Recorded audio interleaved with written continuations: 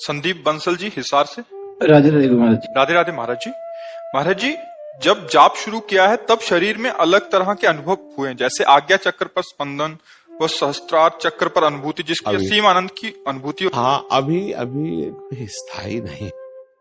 अभी अभी चुपचाप पहले हमको ये देख के बताओ अंदर से कि हर समय भगवत स्मृति रहती है। उठते बैठते चलते फिरते खाते पीते सोते जागते ईमानदारी से। बच्चा देखो, हम तुम बैठे वृंदावन में बैठे नहीं तो अगर मरीज अपनी सही बात बता देगा तो डॉक्टर जो है सही औषधि दे पाएगा। विस्मरण हो जाता है गुरु, हो जाता है ना। तो अभी कोई चक्र नहीं खुला है। थोड़ी देर मतलब जैसे आज्ञा चक्र है, अब यहाँ आपको एक भार सा महसूस हो रहा है, गुदगुदाहट सी महसूस हो रही, तो आप भगवत चिंतन की एकाग्रता कर रहे हैं और ब्रह्मचर्य में दम नहीं है। हमारी बात समझना, आपके शरीर के ब्रह्मचर्य में दम नहीं है।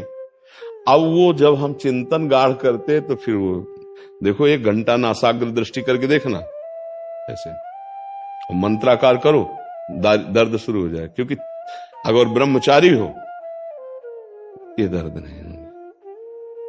जब षड चक्र का भेदन हो जाएगा तो देह भाव रह ही नहीं जाएगा भैया।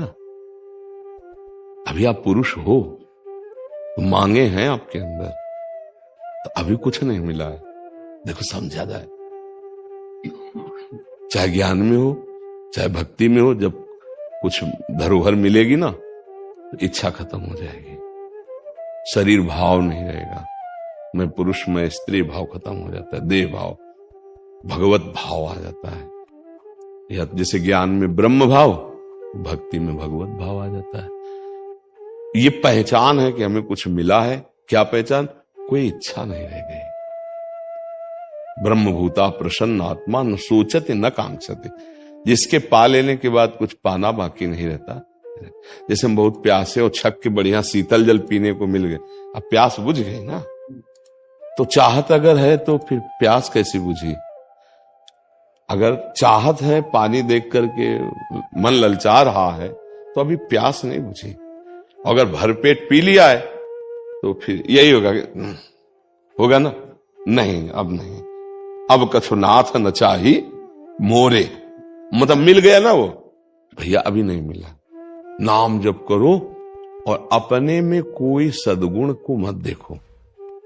अगर गुणाभिमान आ जाएगा तो मार्ग रुक जाएगा। भगवान सद्गुण देते हैं तो भगवान ने दिया है, मेरे थोड़ी सद्गुण, मेरी कमाई थोड़ी सद्गुण, मेरे गुरु ने दिया, मेरे इष्ट ने दिया, तो उसका अभिमान ना आने पावे। और हर समय कोई ऐसी वासना ना स्फुरित हो, ये ध्यान रखो, जो भगवान से विमुख कर दे, पापाचरण की। इतना तुम कर लो, आगे काम ईश्वर कर देते हैं, दिव्यता वो प्रदान कर देते हैं।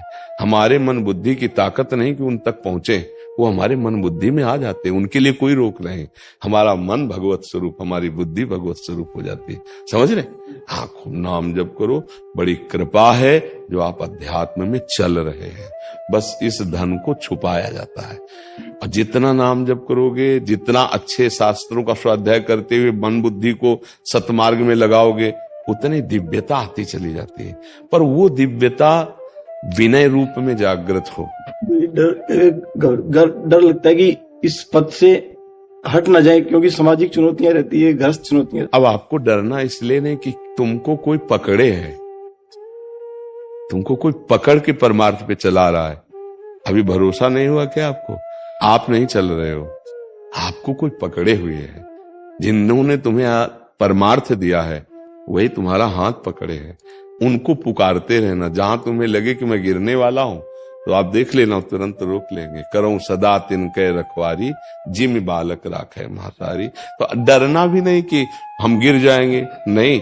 जब मम्मी साथ चलती है ना तो बच्चा छलांगे लगाता है, दौड़ता है, क्यों? उसको पता है गिरने से मेरी मम्मी है।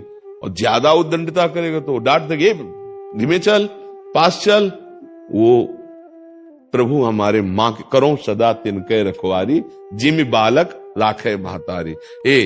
मम्मी तो अल्पज्ञ होती हैं, वो सर्वज्ञ नहीं है। मम्मी अल्प सामर्थ्य वाली होती है।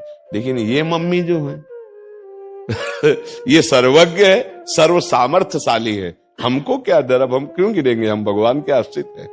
तुम यो माता च पिता तुम यो, बस वो कह रहे माँ की तरह मैं रखवाली करता हूं, तो हमको बेटे की तरह बने रहना है। अगर टॉफी का मन होता है, दुकान देखी तो मम्मी की अंगुली पकड़ के मम्मी की तरफ देखता है तो कहती क्या टॉफी नहीं। समझ गए, मम्मी को उचित लगा तो दे दिया, और नहीं उचित लगा तो डांट लगा दी। नहीं तू ऐसे ही हर चीज को कहता रहता है।